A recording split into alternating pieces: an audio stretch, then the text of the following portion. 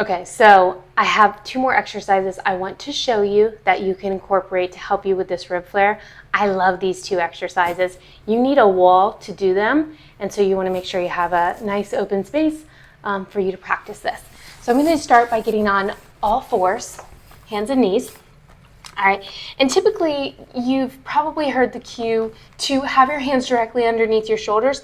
I do feel like it helps to have your hands a little bit forward for this because we're going to work on rounding the spine quite a bit so we can get the ribs to come down, and we're going to use our breath.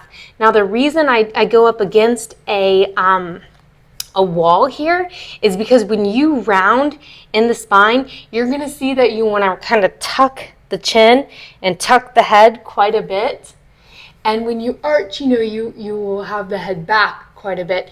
So we want to keep the head from moving too much. Now this is going to limit your ability to round, but it's just like with the arms overhead. We want to make sure that we're keeping the ribs down and we're not compensating somewhere else for that movement.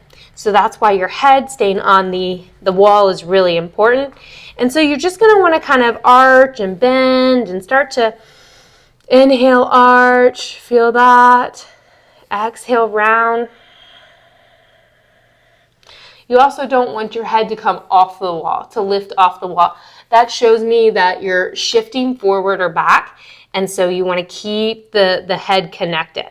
So from here, when you inhale, find that expansion in the ribs. Find that little bit of expansion in the belly. The pelvic floor will stretch and the low back. So 360-degree expansion. Breathe in through the nose. And then when you exhale, let's exhale out of the mouth and start to round in the spine. And you might get a little bit right there. Keep this rounding. Keep this engagement in your core. And inhale. Feel that stretch in the back of your body. Inhale, feel the ribs and just mainly the back, but keep your core tight. Exhale. Ribs come down, start to stretch a little bit more. Inhale. Feel the expansion in your back, feel the expansion in the ribs, and exhale, feel that core. Keep holding that core, keep holding the core. Exhaling, pulling the ribs down, getting an arch, a stretch in the mid-back. Inhale. Exhale. Really get that full exhalation. So you're going to keep pulling in and up. And you have to practice this one to really start to feel it. But your core is going to turn on. And that's what we want. We want that core to turn on. Now when you exhale, and I didn't cue it too much, so I apologize. But when you exhale and the ribs come down, also remember the pelvic floor, the transverse abdominals need to come up too, or else all that pressure is going to go down, and we don't want all that pressure to go down. We want to contain it. We want a really nice, strong core section here. So that's what we're trying to establish here.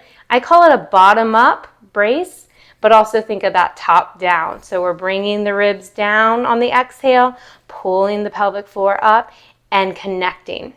This is going to really help if you are struggling with ab separation or something like that. This is going to really help. So try that one. And then the next one I want to show you is you're going to be down on your back.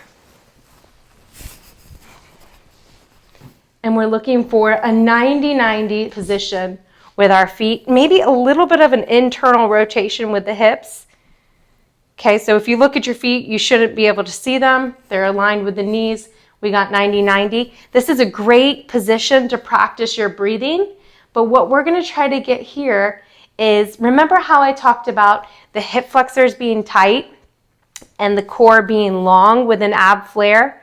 So weak in the back and the glutes, tight, and tight in the back. So you got tight, tight, weak, weak, if that makes sense. So with our rib flare, we want to work to we won't use the ball right now. We want to work to balance out the body using that breath, using that exhale to get the ribs down. So from here, I want you to actually do a little bit of a posterior pelvic tilt and a lift. You want the glutes to turn on by just lifting them up just a little bit. And then feel like you're pulling your heels down and get those hamstrings to turn on. We want soft, squishy glutes, soft TFLs. We want lots of, soft, squishy quads and TFLs. And then we want engaged glutes and engaged hamstrings. So this might be a lot for you. Hold tight. Now we're gonna add the breathing onto this. So we're gonna inhale, feel that rib expansion, not up, but out laterally. Feel the pelvic floor open up, feel the belly expand, you can feel the back expand. So inhale, expand, and then exhale.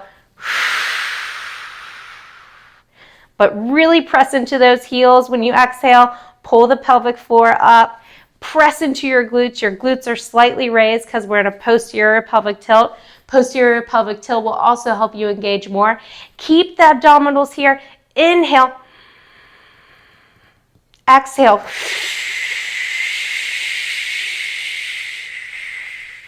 Connect, connect, connect. Hold the connection. Inhale. We're breathing under this brace. Exhale. Don't forget about your glutes. Don't forget about your hamstrings. You're going to feel this light up. You're going to feel this core light up and then relax. So explore your body. You might need to use your hands. You might need to feel. You might need to feel here, feel here. Make sure you're soft here. I encourage you to feel around, but those are two really good exercises you can do to help you with ab flare. Add them in with the other ones I gave you. If you want to add them into a workout, get a little foam rolling before, a little warm up, some mobility, and then just add them in. And I hope this really helps you. So if you have any questions or comments, let me know. No bad comments though, no rude comments, just the helpful comments. Have a good day. Bye y'all.